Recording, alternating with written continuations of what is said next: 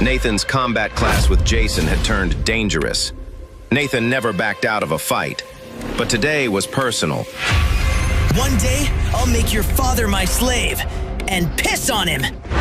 And that was when Nathan lost his cool. Little did Nathan know, it was a fatal mistake. Headmaster, stop the duel! Nathan, yield, please! I yield. Not enough for me. Despite Nathan's desire to escape the crowd around him at the Spiritual Warrior Examination Results Board, he couldn't seem to break through. With a rank of 8 on the examination, he was bombarded with new fans desperate to catch a glimpse of him. Typically, if a student were to receive an examination rank of 6, this usually meant the student's power level could reach the apprentice stage once the student had fully matured.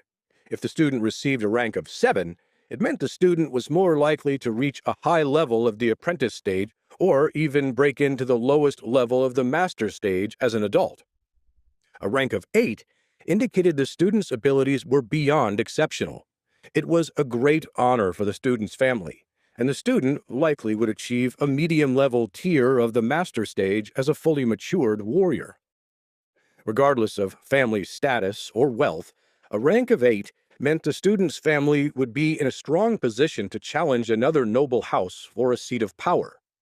Considering most families' patriarchs held the strength of a high-level apprentice, any warrior that reached the spiritual fighting master stage had the potential to elevate his entire family. As Nathan tried in vain to escape the crowd and return to his family, he glimpsed at the rest of the standings as Baylor tried to block excited fans from reaching him. According to the results, no one had scored a rank of 7 on the examination. Roughly 40 students, including Baylor, earned the rank of 6. Nearly 200 students earned the 5th rank, and over 400 reached the 4th rank. A few dozen students fell under the ranks 3 and 2, and only a handful were ranked at 1. Considering the fact that all of the students participating were at least 11 years old, these lower rankings were considered shamefully poor performances, and many of those students would eventually give up on their dreams of becoming spiritual warriors. Nathan smiled as he read John Crane's name under the rank 1 list. As if on cue, John Crane and an entourage of other warriors from the hamlet of Dunshire pushed their way through the raucous throng to reach the board. "Out of my way, you worms!" Nathan turned to meet John Crane's sneering face as it curled into a teasing smile. The smile faded when he looked at the board. "What? Know-nothing Nathan Hayfield reached examination rank 8? Which Nathan Hayfield is that? It can't be the cowardly little weakling I know." Another student warrior from Dunshire examined the board closely. "Nope. It's definitely our Nathan from Dunshire. See there? It says it on the list." "I know what it says, damn it." Another student chuckled as he left John's side to high-five Nathan. "Incredible job, Nathan. At this rate, you're going to make Dunshire famous." "Please. He must have cheated in some vile way. He's still a weakling." Another student laughed at John as he went over to Nathan's side. "That's rich, coming from you, John. Why are you looking for your name up there anyways? It's way down there at the very bottom."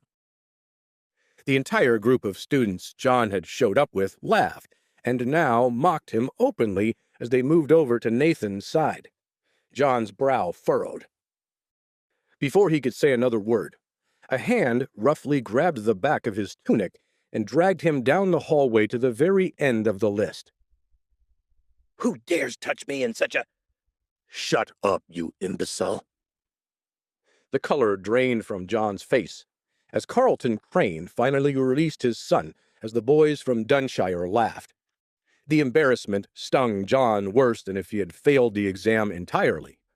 Carlton loomed menacingly over his son and pointed to the list. "Look at it. Look at what a fool you've made of me."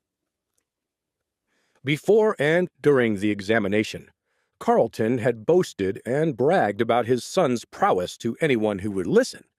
As soon as the list went up, he had received an endless onslaught of ridicule for his son's performance.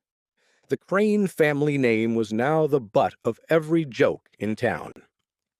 Upon seeing his own score, John cursed under his breath. His face flushed from embarrassment. John knew he'd performed terribly, but he never thought his score would be this bad. Even at his most optimistic estimation, he figured he'd manage a rank of 4, but instead, here he was at rank 1, among the bottom 10 students who had taken the examination. Papa, please, it was a fluke. I felt sick or something. I swear it wasn't my fault. Nathan smirked as Carlton's neck veins bulged. Carlton let loose a scream that shook the halls. Enough squeaking, you insolent little flea! I've given you every luxury and invested thousands of silver coins into your training, your housing, and your food, and this is the thanks I get for all my money? What a waste of a son you are, you sniveling, pathetic weakling!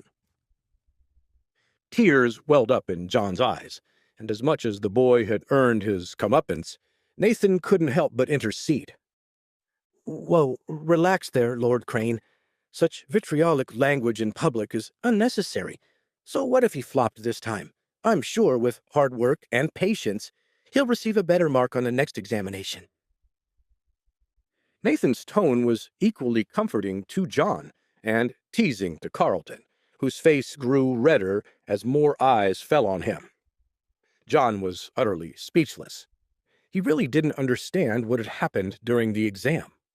With a spiritual warrior strength at level 6 beginner, John knew he should have performed better, but when he took the exam, something just felt off. After finishing the race, John's legs had felt like they were chained to boulders, and he was forced to rest for many hours before moving on to the second stage. It was dark outside by the time he completed the second stage. By the time he reached the third stage, John was utterly exhausted. What John didn't realize was that his poor performance was all thanks to Nathan's spell that zapped John of energy. Nathan, of course, was unaware what his power of Asura had done. Before the Crane family could respond to Nathan's words, a group of people in dark purple cloaks aggressively pushed through the crowd. A voice boomed through the hall. "Make way! Make way at once for the High Lord Raven! His lordship wishes to see the results!" Within a few moments, the High Lord Raven and his son Cedric appeared beside the results board. Flanking them was a large group of weaker vassal lords and a column of House Raven guards. Suddenly, the fans who had been fawning over Nathan turned and raced over to the High Lord Raven to praise him and bestow him with compliments. Look, it's the great High Lord Raven himself. Look how many lower lords are at his beck and call. Each and every one of them's got chests full of golden coins, so imagine how rich and powerful House Raven must be. I hear the Ravens have grown even more powerful this year. Cedric Raven's score was only lower than Stuart Lightstone's. Remus Raven, also known to the land as the High Lord Raven, scanned the listing with sharp eyes as he casually brushed his dark black beard. He ignored the reverent crowd around him, and even as they peppered him with accolades. Congratulations, your lordship. Cedric's score is second only to the Lightstone boy. Your son's future is limitless, my lord. The heavens must shine brightly down upon you. High Lord Raven, your power knows no bounds. We honor you. Remus casually held up a finger, and the guard roughly pushed back. House Raven's adoring fans as they continued to heap praises in the hope of gaining favor. Remus's lips curled into a smile as he saw his son's name in the standings, but soon he was back to grimacing when he noticed Nathan Hayfield's name at the same rank. He coughed violently for a moment, as if the very name Hayfield were toxic to him in some way. Cedric frowned. Father, are you all right? Finally, Remus stopped coughing and scowled at the room. Nathan Hayfield? How could he have possibly received an examination rank 8? After a few seconds, Remus's eyes darted around the crowd until they met Nathan's gaze. Nathan stepped forward toward his family's greatest adversary. Remus stared at Nathan without blinking in an attempt to unnerve him. Instead, Nathan's face remained expressionless and calm. His eyes did not blink either. Finally, Remus snarled as he was forced to blink. A slight smile crept up on Nathan's face as he slowly turned away and nodded at Baylor to join him. Nathan knew that Remus was staring daggers into his back, but he no longer cared or paid him any mind. Please subscribe to the Pocket FM YouTube channel and press the bell icon for instant notification. Check out our channel for more such exciting shows.